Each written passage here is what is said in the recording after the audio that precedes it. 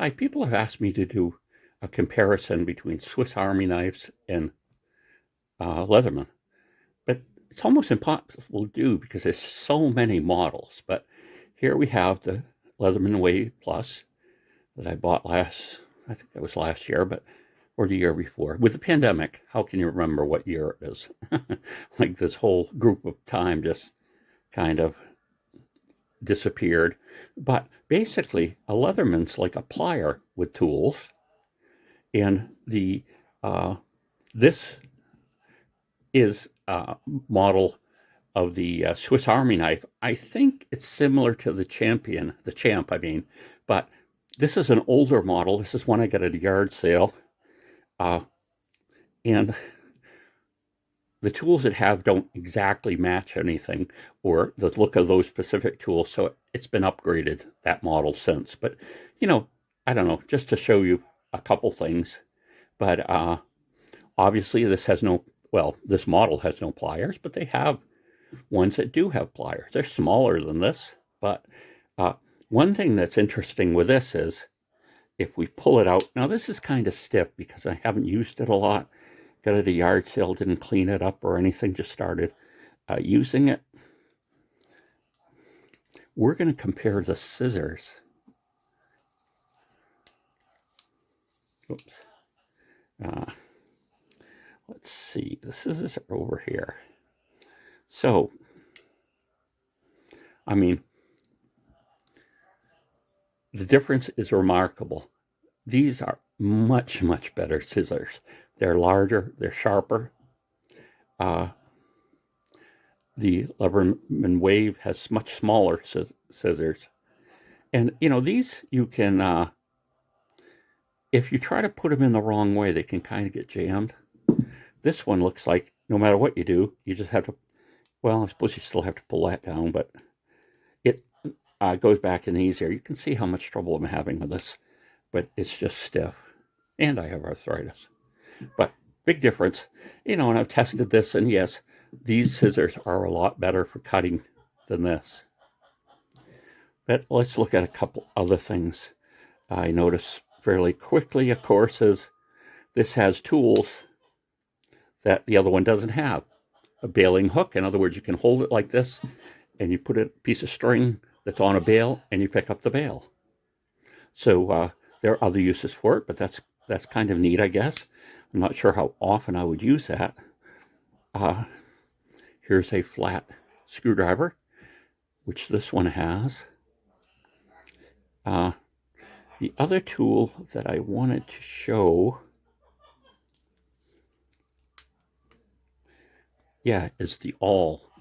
A lot of people complain about certain Leathermans because they don't have an awl. So what's that? Just a really sharp point with a hole in it for threading. It can be used kind of like as a needle for leather work or something like that. Well, the Leatherman, this particular model doesn't have that, but some of them do. So it's just a crazy comparison. Now, what I've found interesting, which I never knew before, thought of doing this, and I thought, gee, this has got broken case on it.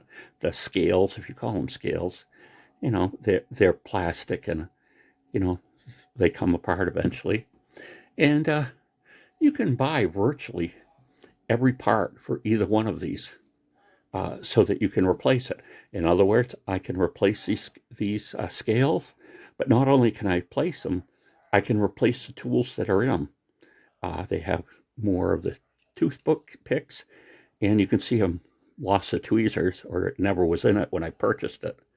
But if you buy the more modern scales, it will also have a place for a pen, which to me, that's a significant thing, having a pen also.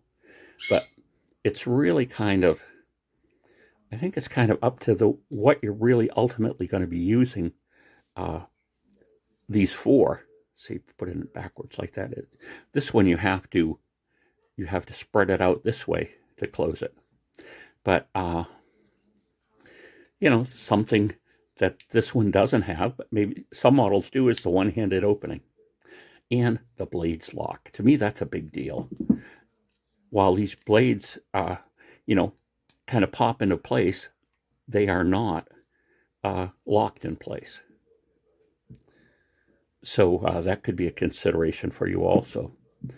But to me, this is something you would carry in a pouch, which I do, on a belt.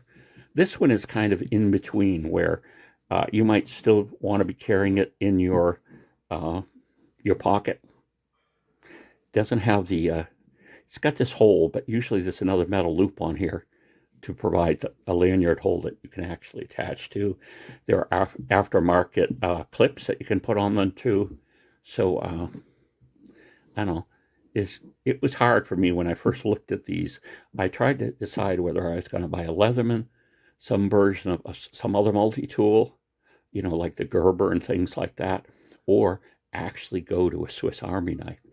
And, just the features for me that I wanted were more present in this.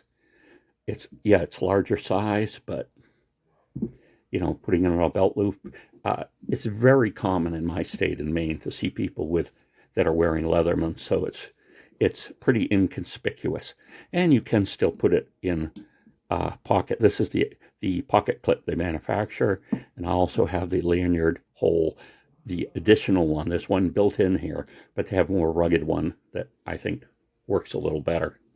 But so that's just a couple comparisons. This one has a little magnifying glass. Some people have complained that the Phillips on the Swiss Army knife is too big, but that all depends on what type of size screws you're generally working with. So, when they've got the canovers, bottlenovers, and everything. This one obviously doesn't have a corkscrew. One interesting thing about this is that you can purchase a replacement for these that is actually coated with a ferrocerium type material, which means you have the ability, you pull it out, and with the knife, you can strike it, create sparks, and start a fire. So that's kind of a novel use and a nice idea for the people don't use toothpicks as much anymore, but replacing that with a way to start a fire makes some sense. And also, because people don't usually use the corkscrew much, they've also got an aftermarket tinder that you kind of wind into this. So it's right there. So then if you've got the other device, you now have not only a means to, create a spark, but also a tinder to catch it on. And, this model doesn't have that. The Signal, which is more their survival model, has a detachable ferrocerium piece that you can start fires with and things.